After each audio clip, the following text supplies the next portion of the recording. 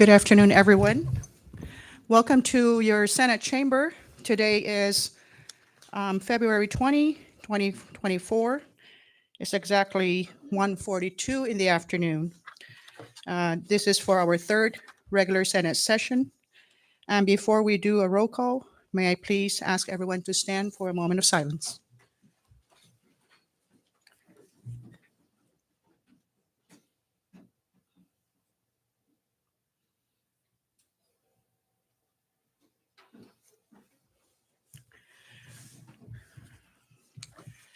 Clerk, please call the roll. Senator Babauta, Presente. Senator Cruz, Here. Madam President, Here. Senator Hofschneider, Gaigi. Senator King Neighbors, Here. Senator Magofnia, Here. Senator Manglonia Donald, Present. Senator Manglonia Paul, Senator Mendiola, Here. Madam President, all 9 members present. With all 9 members present, we have established the necessary quorum to conduct our business this afternoon. Before we move on to item B for public comment, I'd like to also recognize our Senate Legal Counsel, Antoinette Villagomez, Senate Clerk that is assisting us this afternoon, Chanel Borja, Senate Legislative Assistant Jolene Duenas-Tagabo also is in the House, our IT Assistant Delbert Camacho, and Sergeant at Arms Benjamin Terlahi. And also for the viewing public, we are live on cable TV channel 23 and also live on the CNMI Legislature's YouTube channel, which will be shared on the CNMI Legislature's Facebook page as well. Moving on to item B of this afternoon's agenda, we are now open for public comments. If there's anybody that's interested in making a comment on any of the items on the agenda this afternoon, please proceed. You have 5 minutes. Please state your name and the Less than entity you that. are representing. Thank you. Buenas tardes, Madam President. Good afternoon. Tiro, Wami to all of you, and happy Tuesday. It's a wonderful day, and again appearing before you, Madam President, and the rest of your esteemed colleagues. My name is Oscar Mbabauta, the Special Assistant for Administration of Governor Arnold I. Palacios and Lieutenant Governor David M. Apateng. On behalf of the administration and primarily, more so, the acting governor who is currently here with us in the chamber, in the gallery rather, joining us for this afternoon session. I wish to convey the administration's message of gratitude, deep appreciation for all that the Senate, primarily your committee on the AGI and her members for the swift and expedient public hearings that we arrived today at confirming 3 nominees, one for the Superior Court, Ms. Lilian Ada Tenorio, who would be the next woman judge of our associate judge of our Superior Court, and also for the 2 renominated members of our Moranas Public Land Trust, Mr. Santos, Alvaro Santos, and Ms. Dr. Rita A. Sablon. We express our gratitude for all that you have exerted during the past several weeks, and we thank you for your patience. We understand that not all the schedules are meeting itself on a weekly basis, but we, of course, we understand the legislative progress too. So, with that being said, on behalf of the families of the nominees who are here in the gallery this afternoon to join us and witness the humongous task that was done by your Senate chamber, Madam President, and your esteemed colleagues. Uh, on behalf of the families, I wish also to convey the same message. Sidus Masi to all of you. We're looking at a moving forward progress before these nominees that are coming forward to serve our community and more so the individual residents of our Commonwealth. Thank you so much. And Sidus Masi once again, Madam President, and to you, all of you senators, thank you. Sidus Masi, dan buenos dias para todos. Enjoy the rest of the day. It's a beautiful day, windy. Thank you. Jesus Masi, Mr. Babauta, and also, yes, we are happy to recognize the presence of our Lieutenant Governor joining us this afternoon. And most especially the families, to witness the confirmations of the three nominees this afternoon. Welcome to your chamber. We are still open for public comment. Anybody else that would like to make a comment on any of the item agendas this afternoon? You are welcome to do so. Anybody else? I believe we also see out there the representatives of the Utilities Corporation. I would like to think that they would like to also make a comment, perhaps on one of the item agendas. You may proceed.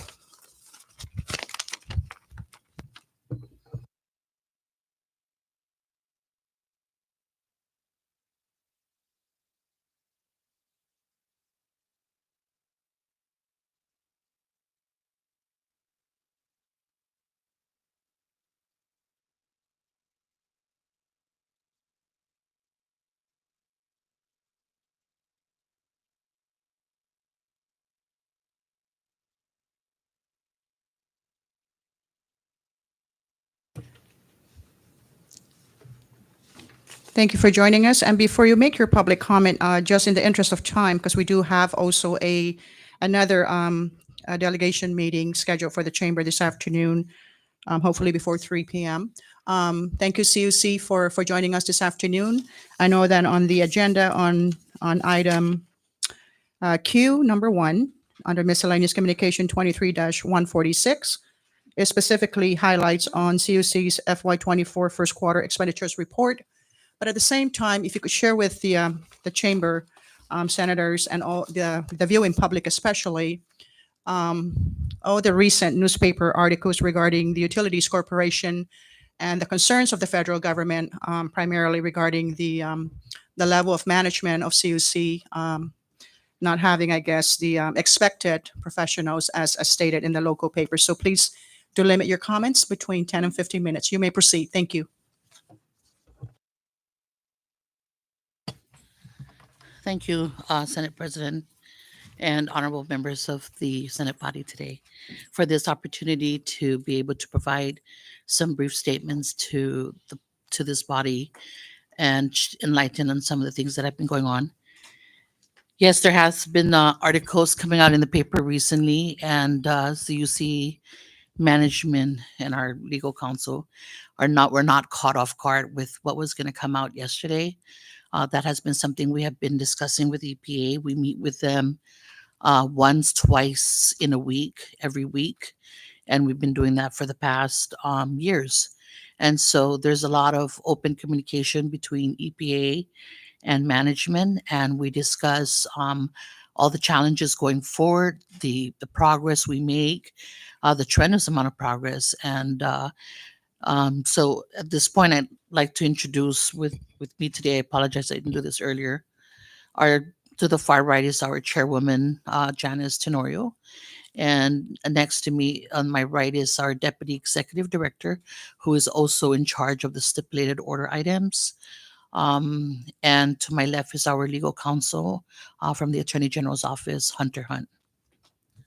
So if I may, to wrap it up, maybe the concerns that uh, were not pre-shared, so that this article that came out wouldn't sound like such a a big impact to CUC. I mean, it is monetarily wise, but for CUC, we've done everything we could to try to avoid it.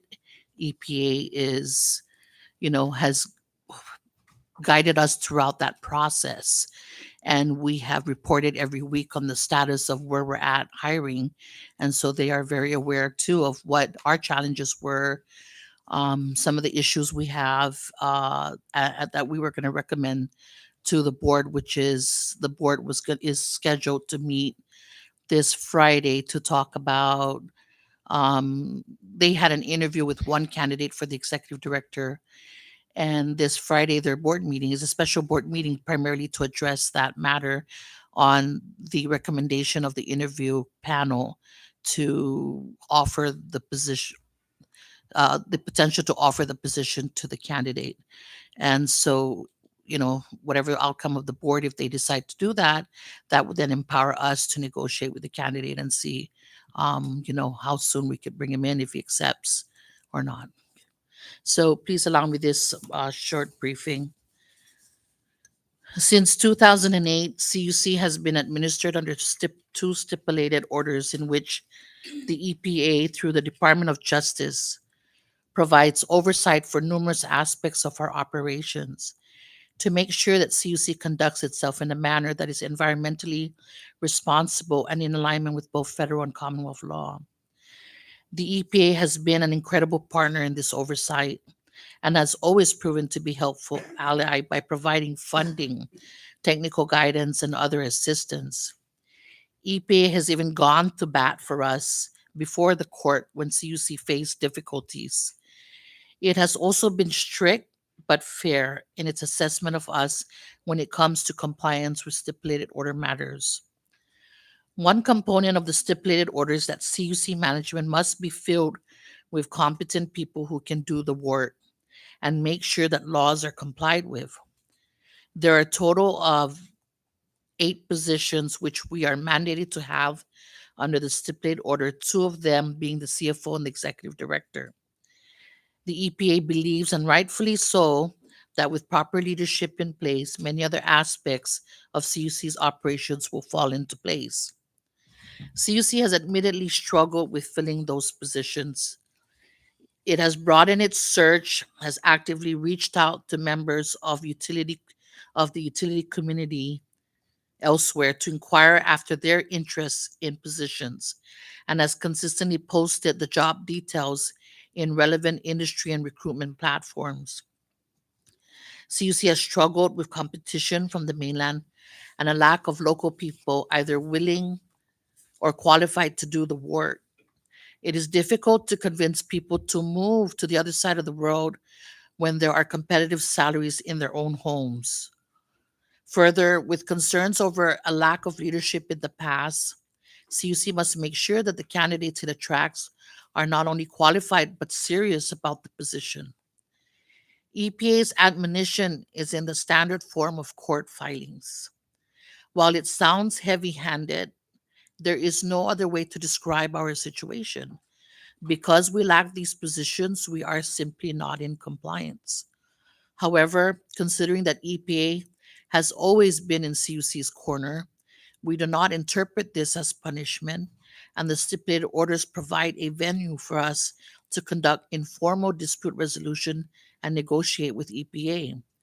It is clear to us that rather than fining CUC for its understandable difficulties, it would be much more prudent to direct these funds towards attracting a qualified candidates to apply, whether by raising salary or other incentives.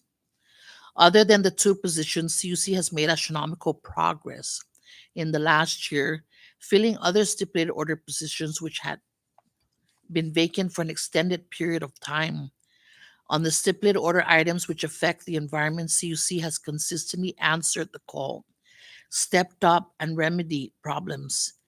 Last year, when EPA and the court visited Saipan and Tinian, they were extremely pleased with the work CUC had done.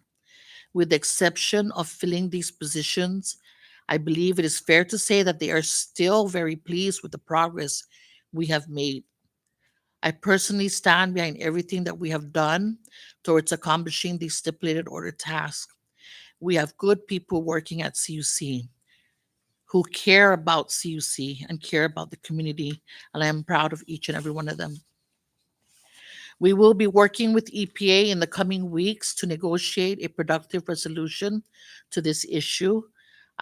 In fact, they are informed when we had the meeting when they announced that they were going to come out with their status report about the penalties. We already advised them that we were going to contest it or negotiate with them after they've done so. So I thank the opportunity to be before you today. And so if you have any questions on the matter, we could further answer. Thank you. Thank you for your brief statement, Mr. Lahi. For any members, this is not a Q&A. It's under public comments. So if there's any statements from the member on a short basis, if not, I recognize Senator Paul. Madam President, thank you. Thank you to the chair and the director for affording us this opportunity to get a briefing. And just like to inform the members of the committee on PUTC that we will be scheduling soon a meeting with CUC officials and to discuss this as well as other financial challenges and projects and other power generation issues in the CNMI. So yes, we'll have more questions, and I guess the members are just concerned, as was the president, and so I hope I ask for your understanding so we can move on. Just mercy for the understanding of every member. Thank you, Senator Poe. And for Mr. Lahi, you can hand over your statement to our Sergeant at Arms so that we could make that part of our journal. Thank you very much for your time and for staying in time. Anybody else that would like to make a comment on any of the agenda items?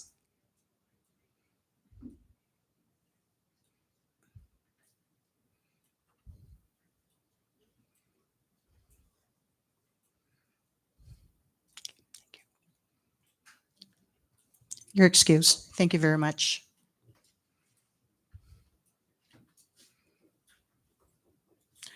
We are still open for public comments. Anybody else that would like to make a comment on any of the agenda items for this afternoon's session? None? Okay. We are officially closing the public comment section of this afternoon's agenda. Moving on to item C, reading and approval of the journal. I now recognize the floor leader. Thank you, Madam President. Members, we have Senate Journal number 23-25, 9th day, second regular session dated December 19, 2023 on our agenda for adoption and approval, and I move for its adoption. Second. There's a motion to approve Senate Journal number 23-25 and has been seconded. Any comments from the members? None? All those in favor say aye. Nays? Senate Journal number 2325 is hereby adopted. Moving on to item D, messages from the governor. Clerk? Madam President, we have Governor's Message numbers 23-234 to 23-237. Any comments from the members? I recognize Senator Carl Neighbors. Thank you, Madam President. I would like to make brief comments on Governor Message 23-234 and 235, signing into law House Local Bill 2335 as well as 2334, as these are much needed funds for the municipality to cover down for all of the services and programs that we need to in the second senatorial. Obviously, all of the delegations and the legislature is going through financial issues as well as the government, and I would just like to extend my appreciation to the governor's office and the governor himself, because these funds are hopefully going to be made available to cover down for scholarships and other much needed programs. So with that, I yield my time. Thank you, Senator Carl Neighbors. Anybody else that would like to make a comment on that particular section? None. Moving on to item E, communications from the judiciary. There is none. Item F, communications from the heads of executive departments. Clerk? Madam President, we have Department Communications numbers 23-61 through 23-65. Any comments from the members? None. Moving on. Item G, communications from the House. Clerk? Madam President, we have House Communication numbers 23-113 to 23-120. Thank you, Clerk. Any comments from the members? Moving right along, item H, communications from the Senate. Clerk? Madam President, we have Senate Communication numbers 23-374 to 23-382. Comments from the members? Item I, communications from the Washington delegate. There is none. Item J, unfinished business. There is none. Item K, pre-file bills, initiatives, local bills, and resolutions. I shall recognize myself, Senator Edith De Leon Guerrero, for Senate Bill number 23-58, to make the annual leave provisions apply to all government employees, including municipal employees, by amending 1 CMC subsection 82601B and for other purposes. Item L, introduction of bills, initiatives, local bills, and resolutions. Any members? None. Moving on to item M, Reports of standing committees. I now recognize the floor leader. Thank you, Madam President. Under item M, we have 3 standing committee reports. Committee report number 23-69 from the Committee on EAGI, reporting on the executive appointment of Mrs. Lillian A. Tenorio to serve as an associate judge of the Superior Court of the Commonwealth of the Northern Mariana Islands. Members, I move for its adoption. There is a motion to adopt Standing Committee Report number 23-69, and it has also been seconded. Any comments from the members? I now recognize Senator Selena Babauta. This is a small state, Madam President. Distinguished guests, colleagues, and the esteemed nominee, Ms. Lilian Ada Tenorio. Welcome. It is with great privilege and profound respect that I speak on behalf of the EAGI committee today. The confirmation of an associate judge is a significant event. It is a moment when we entrust the scales of justice to a new champion, one who will uphold the law with fairness, integrity, and unwavering dedication. The role of an associate judge is not one to be taken lightly. It demands not only legal expertise, but also an unwavering sense of integrity and the unwavering fortitude to navigate the complexities of the legal system with compassion and wisdom. Ms. Tenorio, the daughter of the first CNMI Lieutenant Governor, the late Francisco Castro Ada, and the late Inez Takeda Seman Ada, is an experienced lawyer whose credentials, experience, and even-handed approach to the administration of justice make her an outstanding candidate for the Superior Court. But beyond accolades, Ms. Tenorio is a distinguished legal professional nominated for the esteemed position of Associate Judge in our local court. What truly qualifies her for this esteemed position is her character. Those who know her best speak of her impartiality and her passion for constitutional law, impartiality, and strong moral compass. These are the very qualities that are essential for an associate judge entrusted with the lives and destinies of our fellow citizens. Her ascension to the bench signifies more than just her own personal triumph. It represents a victory for the principles of diversity and inclusion that are so crucial to the legitimacy and fairness of our justice system. It reminds us that the pursuit of justice should know no bounds of race, gender, or background. And as the late U.S. Supreme Court Justice Ruth Bader Ginsburg once said, "Women belong in all places where decisions are being made." It is my privilege to recommend and advance Ms. Tenorio's nomination to confirm her as the 4th female and daughter of the CNMI to be the next associate judge for the CNMI judiciary. Thank you, and I yield my time. Thank you, Senator Babauta. Any other comments from the members? If I may add on to the comments, I did receive an early message this morning for Ms. Lillian A. Tenorio's confirmation, and I'd like to read it out. This came out from the U.S.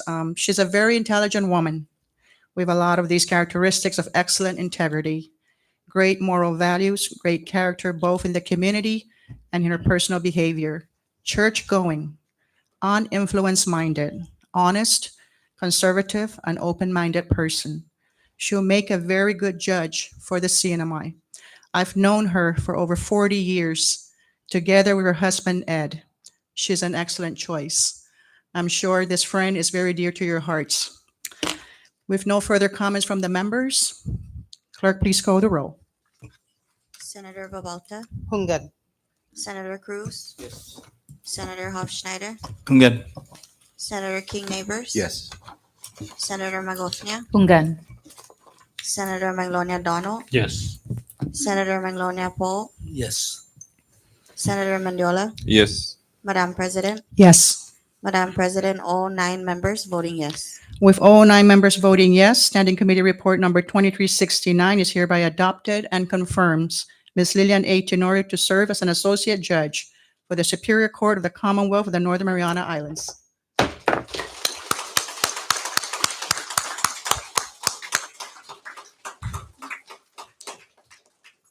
Recognize the floor leader.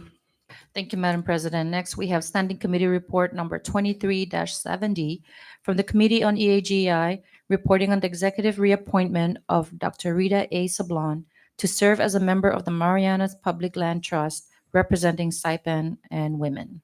Members, I move for its adoption.